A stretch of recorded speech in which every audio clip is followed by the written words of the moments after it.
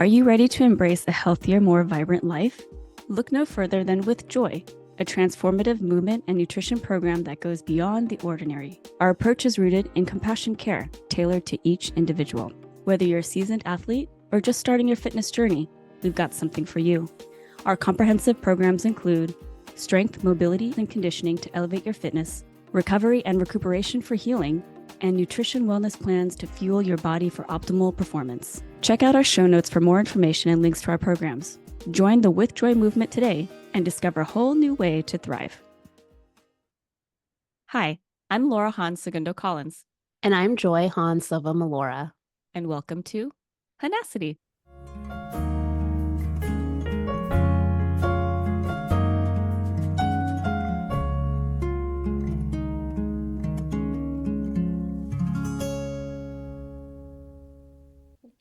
Good morning, Laura.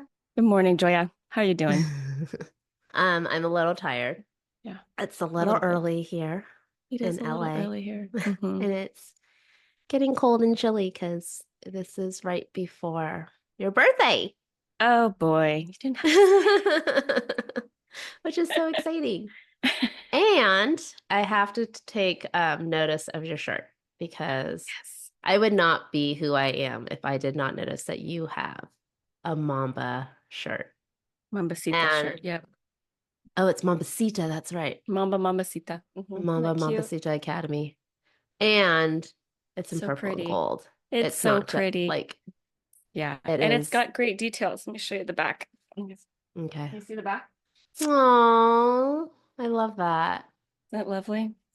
Yeah. Lakers forever. Lakers forever. And super shout out to Vanessa Bryant, who has always, the players are always amazing. Kobe was an amazing human being.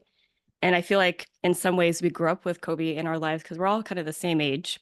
Yeah. I think Vanessa went to our cousin Mike's school. Mm-hmm. Didn't they go to high school? Mm-hmm. Anyway, so we all sort of grew up together in a way in Southern California, but behind great athletes are incredible supports. And she and her family are amazing people. And she's really taken on that legacy, but she is that legacy too. She helped build Kobe Bryant as well as her children, and they've had an amazing vision and done amazing things for so many. So we just appreciate you, Vanessa, and the daughters. Yeah, and I think it's very Hahnacity in the sense of knowing the community and the support that uplifts the athlete. So that is something that we want to amplify in our stories because it really does take a community. So shout out to all the loved ones who are supporting their phenomenal, exceptional, extraordinary athletes out there. Yeah, that's right. Anyways, we have a special guest today. One of my favorite humans in the entire world. My favorite gymnast. Joya. Oh my God. It's you. You're our guest today. I'm our guest today. Yeah. And just like we said on my interview, so many questions about what happened post Crowley's and how that journey led you to who you are today and the journey of forever athlete. So the last time we chatted, you had just retired at 12 years old. You're back in California, living back with mom and dad, and Natalie is still in Texas at this time. So you guys get separated after this very intense journey together. You guys were away together for a few years out in Houston, and then your career ends, but also you get separated from the person who was with you the longest during that time. So maybe we can jump into there. What was it like coming back to Los Angeles after that? Right. So where do I even start? I can't remember much at this point. If you ask anybody who knew me at the time, and I'm thinking about a recent conversation I had with a friend named Gary, who remembers me in Dana Junior High. That's what I walked into when I went back to California. You'll have seen me in the hallways sitting by myself. California schools aren't like New York schools where it's all enclosed. Everything is kind of outdoors, right? So I would be sitting by myself. I, like you, Joy, did not know how to function. And this is junior high / middle school. And there's a huge amount of growth that people have done at this point. So people who I remember, I can't even kind of recognize them anymore because they're so huge and they're developed. Girls Yeah. had budding breasts and boys, they were already starting to go through puberty. It was bizarre. And I still look like I was 10. I didn't look any different than when I had left. And my Yeah. mindset was probably the same as well. So I just didn't know how to function, didn't know how to fit in. I was really scared, very, very scared. And then I'd go home. Latchkey kid continued. I just would go home and be myself for all hours until my parents got home. And then I just didn't have any friends. I didn't, you were, gosh, how old were you at that point? You're like 9. 9. Uh-huh. Had you left yet? No, Mm-mm. can't Couple remember, years but before I left. I Yeah. just wasn't functioning. I remember calling like a couple of our cousins and they would sort of say like, go make friends, Laura. This is your chance to be a kid. Go make friends. And I just didn't know how to. So I was pretty depressed, very depressed. And at some point, my sister told me that gymnasts who were had like chronic conditions were moving into diving and that I was going to do diving, mainly because my parents didn't know what to do with me. They couldn't handle me just watching television after school. So before I knew it, I was at Rose Bowl Aquatics in Pasadena, California. And if you're an elite gymnast and you go into diving, you are a very good diver off the Mm-hmm. get-go. Mm-hmm. And it was just sort of this like seamless transfer, except looking back, I didn't want to do it. I never wanted to Yeah. do it. It was really, diving is a beautiful sport. Yeah. And I met incredible people in diving. And I had immense talent because I could do it. I could flip around. I could figure out where's water, where's sky. Nice toe point. All the form is there, just a crossover for gymnastics. But my heart was never there. And before I knew it, if you're so good, then you end up on a team and suddenly I'm competing. And I just went from being an elite gymnast to basically being a very good diver. I think I Yeah. podiumed at nationals every year from the beginning, basically every year, um, and miserable the entire time. I'm told I'm supposed to like this. I'm told that I'm, supposed to do this. So I'm doing it in my head. I'm so conditioned to do exactly Yeah. as I'm told, which is a crossover remnant from gymnastics. And I think also being a good immigrant's daughter. I didn't fight it. Nobody asked me, what do you think? How are you feeling? Yeah. But I remember Saturday mornings being like, I don't feel good, mom. I don't want to go. And she's like, do you really feel that bad? And I'd feel bad. So then I'd go. So that was just, that was the beginning, just that 8 years of diving, um, most of which, maybe all of which, my heart was never in it. I still remember actually a teammate of mine, I must have been like 13 or 14, and I must have had a really crappy attitude because he turned around and said, you have the worst attitude. And I was taken aback because no one's ever said that to me before. He was right. And I just sort of got quiet and walked away, but no one asked, like, are you okay? Is everything going good? No one ever asked those things. Yeah. Then through the course of diving, I went through puberty. So before I knew, I was probably like 16 or 17, and I have a 32 triple D chest, and I have hips, and I'm a small person, so I'm about 5 feet tall, with a lot of curves and a lot of stuff. So I had three coaches. One was the coach for UCLA, and the other two were mainly for Rose Bowl. And one of the coaches, the more seasoned guy, well, one week started kind of taking me aside, like, you have to lose like 5 pounds. And then the next week would be like, Laura, you're still gaining weight. You should probably lose about like 9 pounds.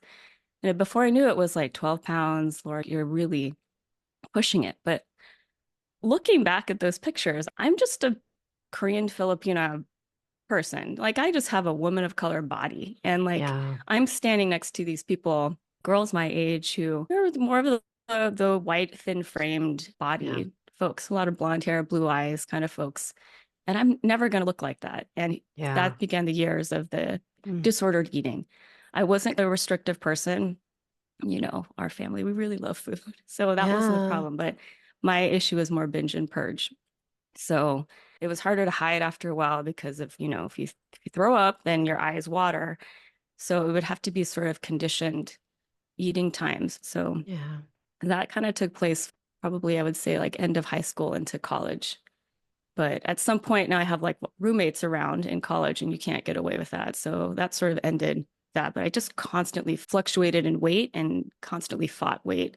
I just would hide myself in these huge well, it was sign of the times too, it's 90s. So baggy Yeah. pants and t-shirts luckily were the mode. So I could get away with that. But I still had a face that looked like I was 12. I started at UCLA at 17, but I mean, that's pretty young anyway, but my mental maturity was probably much younger. And I walked into this enormous school, like just not ready. When I hear people take a gap year nowadays, I really probably should have done that, but that wasn't the thing to do back then.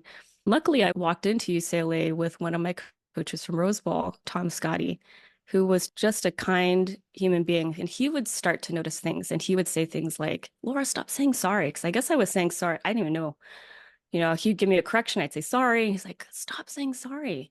Um, by the end of that year, that freshman year, Tom decided to leave UCLA's head coach job and move back to Chicago. He kind of all took us aside one at a time, and we were very attached to Tom. He was awesome. Um, but that was the first time, and I'm gonna cry. He sat me down. He's like, you're such a wonderful person, but I have to ask. He's like, you just seem so sad. I said, how are you doing? And I didn't know how to answer.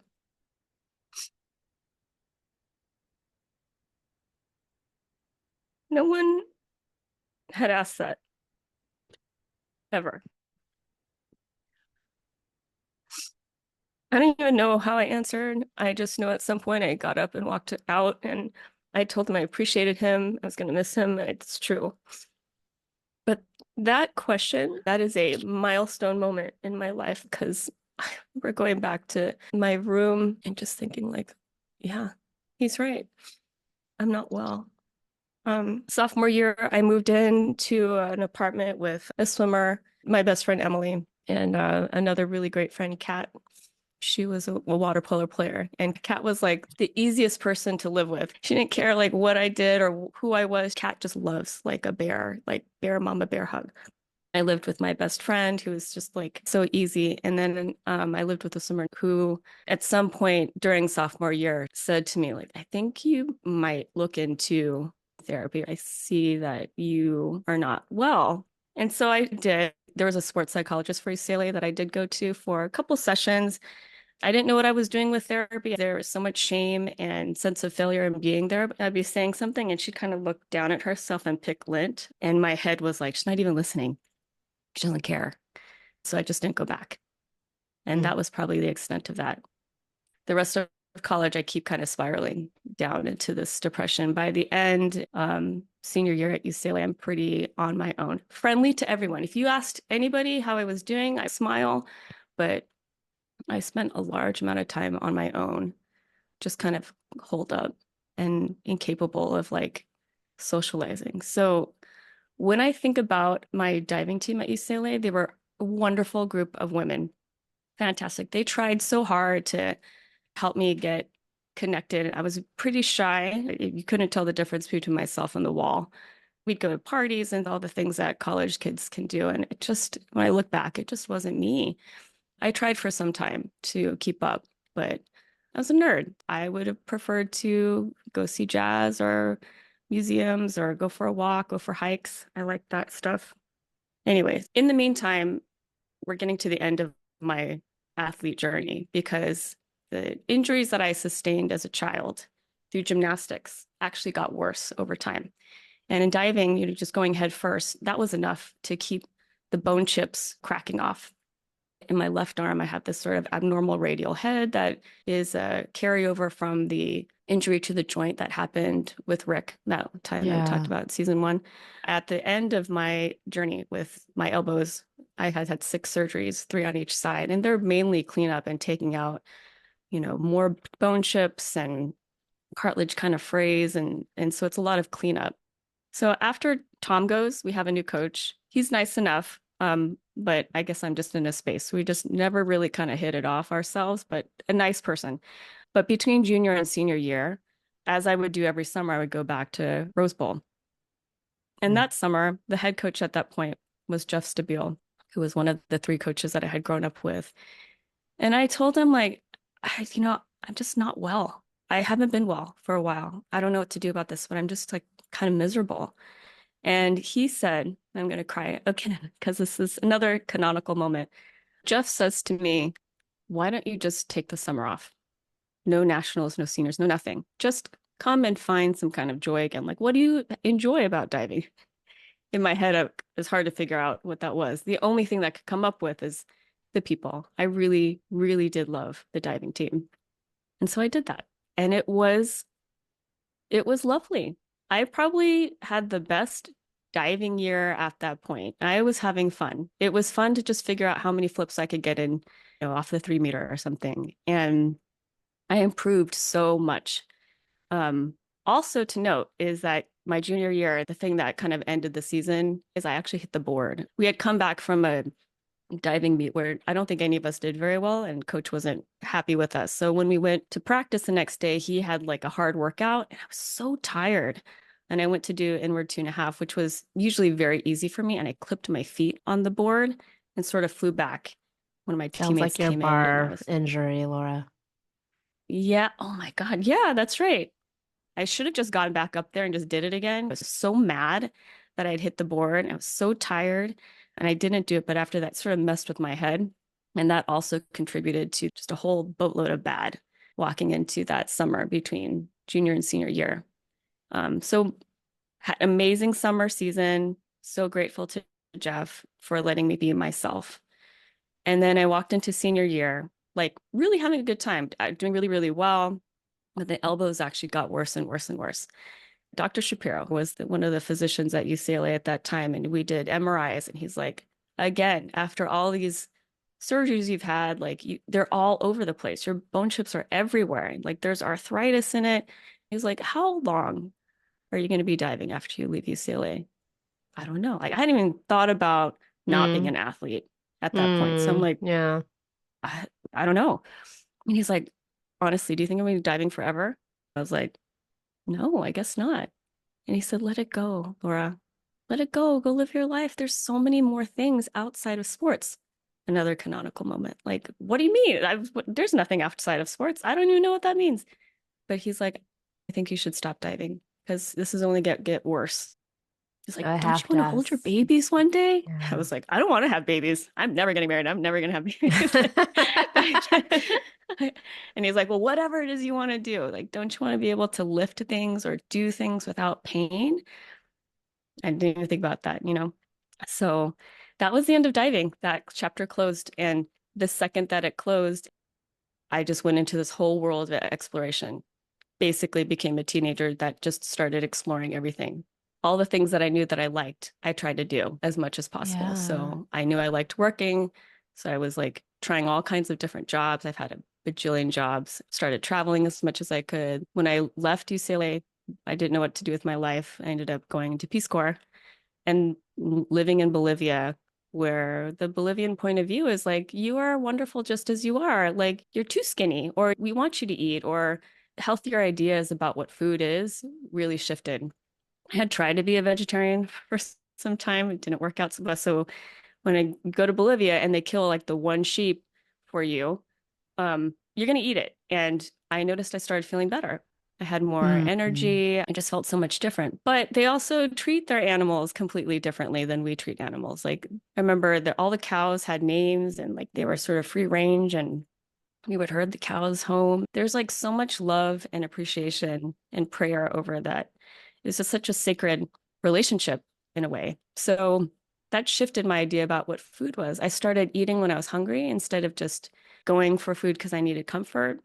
Yeah. It was just a different experience. And I didn't have to be anything that I wasn't for the first time. And I had space to figure out what that was Yeah. because I didn't know what I was. I didn't know anything. Yeah. Well, I mean, thank you for sharing all that because that is a journey. I think what I noticed in the whole theme up to diving is that a lot of your choices were made for you. Yeah. You kind of get thrown into gymnastics because you are a hyperactive kid, has ADHD. Granted, you love the sport, right? But you kind of got thrown into gymnastics because mom and dad and Natalie didn't know what to do with you. You needed a babysitter in some ways. Yeah. Um, and then with diving, didn't know what to do with you. You seem like you're depressed. What's natural? You didn't have a choice. Go into diving, and it seemed like this was the first time in your life where you explored what does Laura want, and that is really foreign. Um, how did that make you feel What was it like when you had to do that self-exploration? That's a really good question. Um, I think I journaled a lot. I did a lot of poetry and drawing. I like to sketch things, and that helped a lot Yeah. with my nervousness. I was really dealing with a lot of anxiety looking back as well. So I would sort of sketch things. And if I look at those pictures now, you can see a person who was just kind of figuring out like what did any of these things mean to her. It almost feels like a completely different person at this point, but she's still in there. And that Hmm. time of my life was that exploration led to just a journey into depression. Um, and not in a bad way, but just like it existed probably even earlier on, but certainly by the time I got back to California at 12 through my 20s, I had a pretty deep depression with the heftiest parts of it, probably the more suicidal thinking around like high school, college, like wondering it would be better for everybody else if I just wasn't here. That was a thought in my head. It wasn't like, I don't want to be here. It's like, it would just be easier for everybody else if I wasn't here, which is crazy. Because then I would also think like, I would think of you, Joy, or I think of my sister. Like, there's so many, what we call now in the world of mental health, like protective factors. But when I would think about not being in this world, it had to do everything to do with with you all. Like, I thought it would be easier. But really, if I think about it, I just wanted that pain to stop. It just felt like emptiness. Um, I told my therapist many years ago the image that it looks like, it's like a cave, dark, dark cave. If you dropped something into the top of my head, you wouldn't hear anything until it just like hit the bottom and sort of echo. And that's how it felt. Dark, like really dark. And my exploration was like conditioned thoughts. I'm a failure. I didn't amount to anything. I wasted everyone's time. Maybe I wasn't that good. If you're not standing on a podium at the Olympics, you're an absolute failure. And if you're injured, it's your fault. Hmm. You did this to yourself, not that you're a child and that adults had full control over what you ate, when you sleep, how much you work out, you know. But we took that upon ourselves as little girls, didn't we? So the exploration and experimentation was one of that, but at the same time starting to find things that I actually really did like. Like, I really do love being out in nature. A mountain forest, of all things, is probably my safe haven. You're just trying to figure out the things that you like and sort of leaning into it was really magical. It's like a spiritual feeling when it comes to being in a concert and being in nature, being with people I love. It feels like outside of myself in a good way. Yeah. So I think that's what exploration has done. Um, the other thing I'll say as well is that coming to New York was sort of like the final chapter in this healing. I will never forget the first time I tried to go shopping by myself. And I think I went to Macy's. Joy, you know the story, but everyone, I didn't know how to shop when I came to New York. As far as I was concerned, the outfit was a t-shirt, jeans, and flip-flops. And, I'm with these cousins who have these amazing style. You and Jen have great style. And we would go shopping and I would just basically buy t-shirts and jeans. But one day I really tried to experiment. I said, I'm going to go shopping by myself, which I don't ever do. I ended up at Macy's and I don't really know what I'm looking at. So I'm just picking out things that looked kind of nice on a hanger. And I try something on and nobody's around to ask if it looks okay. So I ask this person who has a hefty New York accent, excuse me, ma'am, can I ask you for your opinion? Does this look okay? And she goes, oh, girl, no, no, not at all. That is so wrong for you.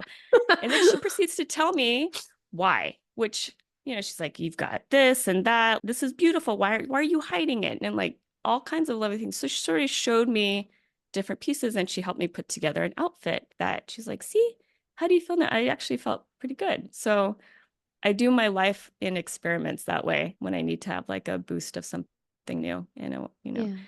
but New York Yeah. was great. You can be any size, shape, background, and you can feel loved here just by the city in of itself and who you surround yourself with and who, Yeah. you know. Looking for something special to give your best friend, coworker, or hard to buy for mom?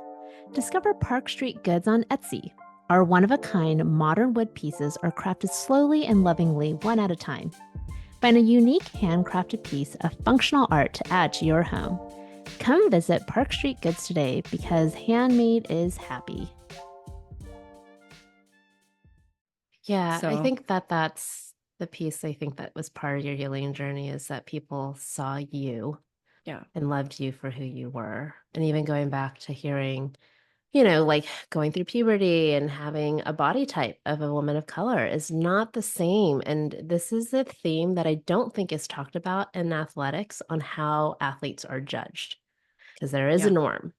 And I know definitely too with gymnastics, you know, if you are structured in a different way than the petite, tiny, white norm, yep. it's a deduction. So if you Hmm. have hips, it doesn't matter what your technique looks like, it's the aesthetic. And that is so ingrained in judging Yeah, and what yeah, that does to a woman of color and the psyche and the confidence and all those things that could tear somebody's spirit down, especially yeah, when you're in a sport like diving or gymnastics where it's subjective. It yeah, is a preference of what the judges like to see. And so you are already at a deficit if you do not look like the norm. There's a condition with, when we go back to gymnastics, that we talk about how it is finding little girls who are prepubescent so that they haven't hit puberty. But when you're an athlete and you do hit puberty, this is who you are. That is your genetic makeup, you know, and that yeah, is something that you have to work with as right. athletes, you know. And so that was like very interesting in your story of the shift of being that petite little girl that judges love to see because you had no hips, you had no boobs, you were long, thin, and maybe your hair didn't look like the girls, but your body type looked like a certain way. Then you shift Yeah, into a new sport, and then all of a sudden things shift and coaches are recognizing your weight. So that didn't happen when you were a little girl because you were, I don't know, like 10 years old. yeah, And then you shift to 16. And then it sticks with you yeah, until you hit New York. And then all of a sudden you're seeing beautiful variants of other people's bodies and seeing people like yeah, you, you know? yeah. That's incredible. Yeah. And not only that, it's the joy and pride around the curves and the, like, I think my friend Sin called me. She's like, Laura, you're thick. My first reaction is like, oh, I don't want to hear that. But Mm, she's like, you're strong, capable. It's beautiful. I am strong. I am very strong. yeah. And to be with a group of people who love, they want to be healthy. It doesn't matter necessarily thinness. It's really, even reassuring and loving, wonderful to hear. Like, if you don't want to be too thin, because that's also denotes not health. That was a new shift as well, shifting from this like thinness meaning beauty, which is why wouldn't it be? You and I grew up in the 90s with Kate Moss as the sort of the standard of beauty at the time, to now like we want to be healthy and strong, and that is beautiful. Yeah. Um, and that really shifted for me when I had my children. My little body pushed out an 8-pound baby. Like I did that. Not only did it do that, I created that baby. I created an organ. I joined the reality that our bodies are capable of doing so much. Well, it's part It's the being a women club. Yeah, woman. the Yeah. menstruating club, I guess. Yeah. Yeah. So being able to do that, and we carry things that men can never do. They will Do. never know how to do that. Mm-hmm. Nathan used to work nights, so he would come in at like maybe 3 or 4 o'clock in the morning, and inevitably the baby would kick at that time. And he put his hand on my belly so he could feel whatever was pressing through. And he was like, what does it feel like? And I thought, like, Mm. he'll never know. Men will never Yeah. know this. And I counted myself lucky. I really, really like. I know lots of Yeah. people can't have children too. So I'm recognizing this as sacred and an honor. Absolutely. And I think this is something that we both connect on as athletes too. Because I'm just thinking, like, listening to your story, I've heard this story so many times. But I think the thing that really resonates with the two of us is the sacredness of life. And I Yeah. think part of it is because we didn't feel seen or heard or even sacred. And, you know, Yeah. even you talking about, because I've heard the story about the sacrifice of animals in Bolivia and how that shifted your perspective and you were able to eat meat again, because that was a whole journey, you know? Yeah. Um, there seems to be a theme in this, right? Of this acceptance of this is life and there's a cycle and there's this beauty of praying over the animal, thanking for the life for it to nourish your body. And then you're talking about birth. Like there's this privilege, there's this sacredness about I was able to produce these things, because I do think that there's innately something in us, that specialness of seeing you and knowing that you are somebody who is really sacred and really important. And it's this theme of like your story matters. It does not mean that you have to be the greatest pig on the farm or the largest pig that can feed the masses. Everything is sacred. Life is sacred. Yeah. And I think that is something, and I don't know if you notice it, it's just something that I noticed with you just telling the story for the first time, that there is this thing that resonates in your heart or in your spirit that is like, wow, I see things and I receive things in a way that feels very, I don't want to say spiritual, but it feels like this other element, so I think that's I don't mean to be dark, but this is probably true, because it's not like my mental health journey has stopped. I have to be aware of it. I'm still in therapy. My depression has shifted more into anxiety as I've gotten older. The realization that I did have ADHD as a child, and I'm in perimenopause. So like all the elements that go into that, I live with chronic pain, and I still have this history of having thought so much about death and dying. And I'm not afraid to, if I had to. I don't want to, because I've got kids and loved ones, and there's so many things that I want to do in this world before I have to leave this planet in some way, shape, or form. My dad died about 7 years ago, and sitting with him in his last days, bearing witness to him taking his last breath, being in that space of death and understanding and listening to myself over the years, it actually has made me really enjoy life. Life is very, very precious, and I will do everything in my power to protect and love and support and care for my community, because that's what life is. That's what it is. Yeah. So just quick question, because I know that we're, in a time crunch a little bit, but your profession, you are a psychotherapist. And how did that journey, because you went to New York in the intent of going to school for therapy, for social work, right? How did that come about? Yeah, that was a journey as well. So many journeys. Yeah. I went to Columbia for social work school with the intent of doing like program planning style of social work. I thought I wanted to do more like, I don't know, work for something more international-esque after this. And they had a minor in like international social work. So in my head, I was going to go that route. At some point in the first year, my dad, when I lived in Bolivia, there was only one phone and maybe one short radio. And 9/11 happened during the course of me being away. It was very hard to reach me. I could only maybe call him like once a month or once every couple months. So in my first year, he said, no matter what you do, just do me a favor and don't live so far where I can't reach you. And my sister had her first son at that point, and I knew that I wanted to be a part of his life in a major way. I loved being an auntie. So, when I was in the classes, I was doing these program planning classes, but, I kind of did that in Bolivia, and it was a little bit bored. When I get bored, I doodle a lot. There's a lot of doodling in those, those times.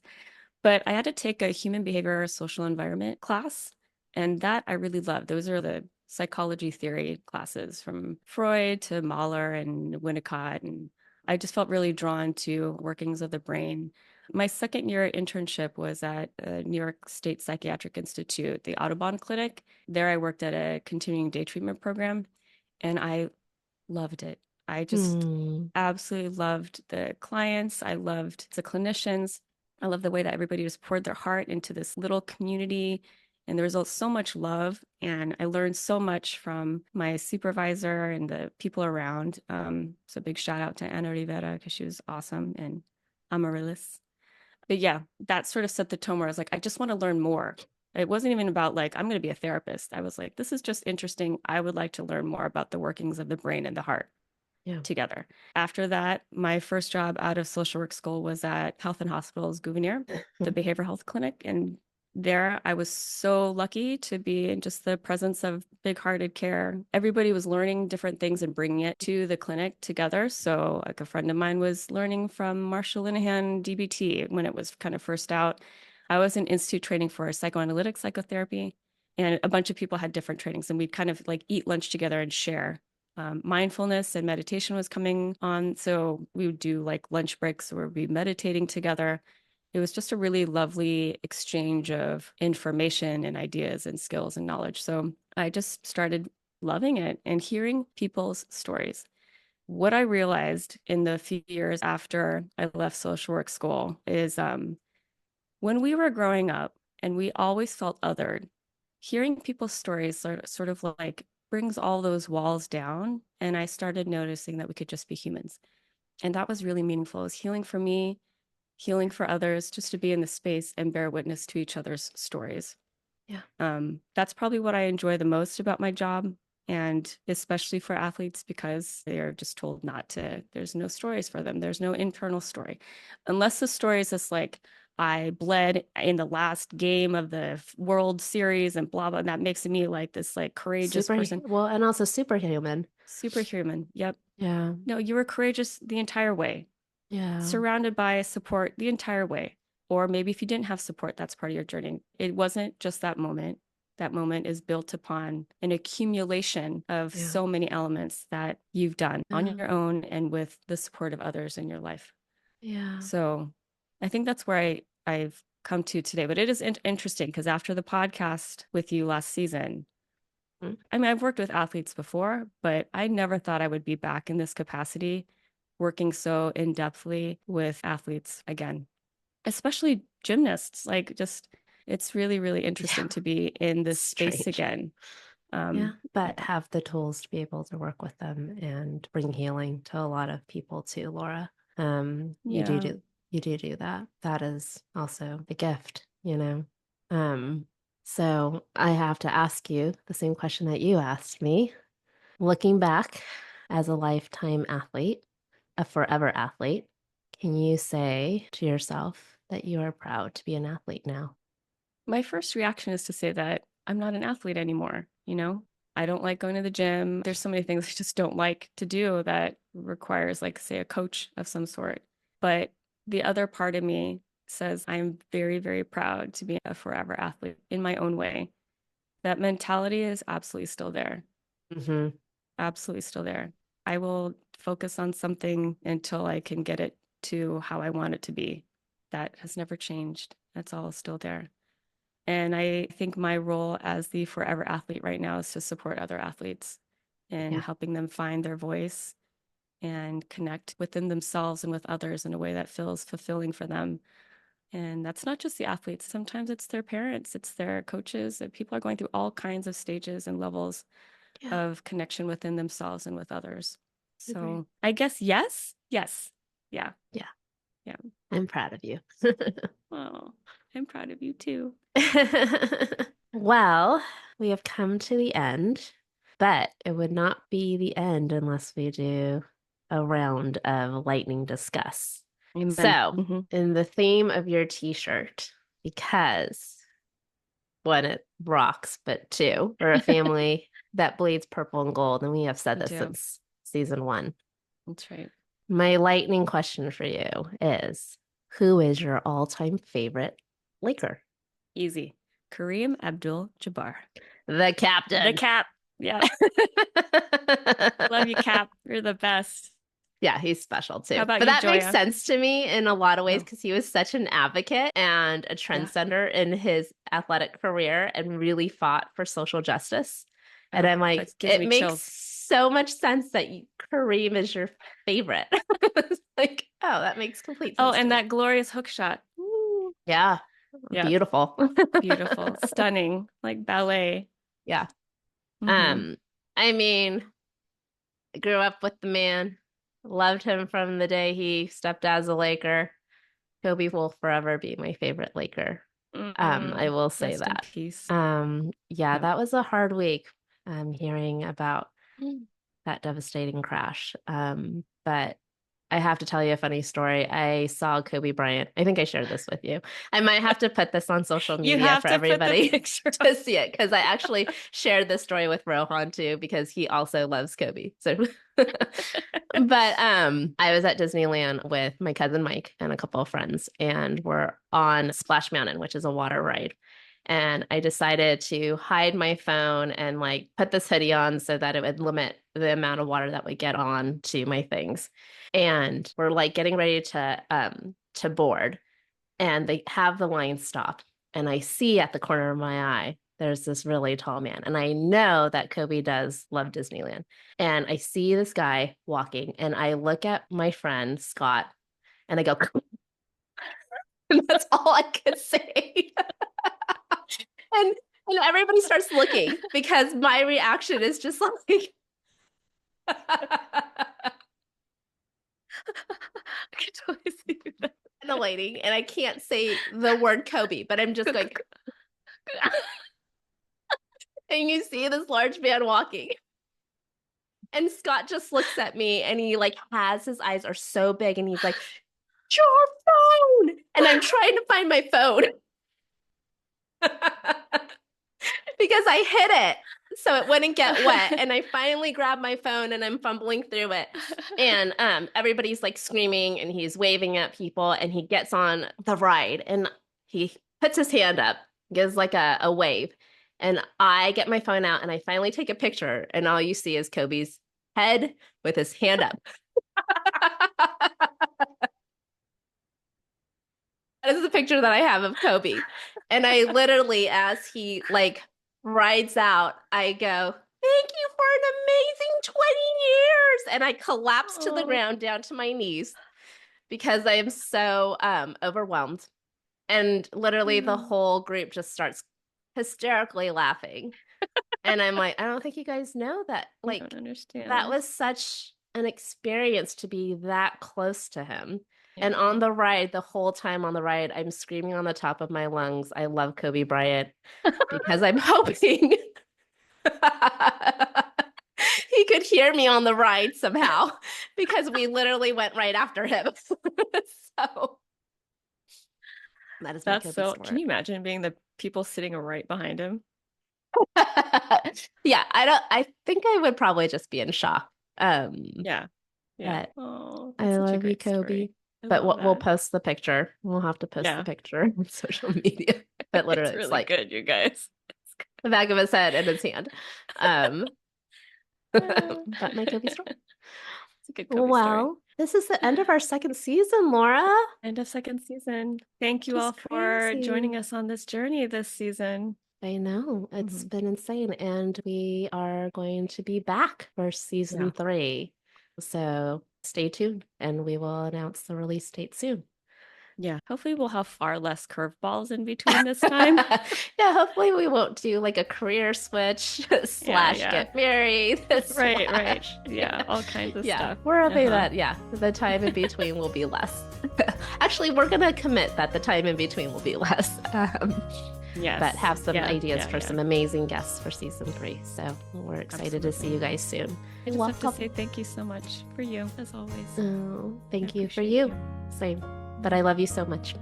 I love you more. I love you the most. Hi.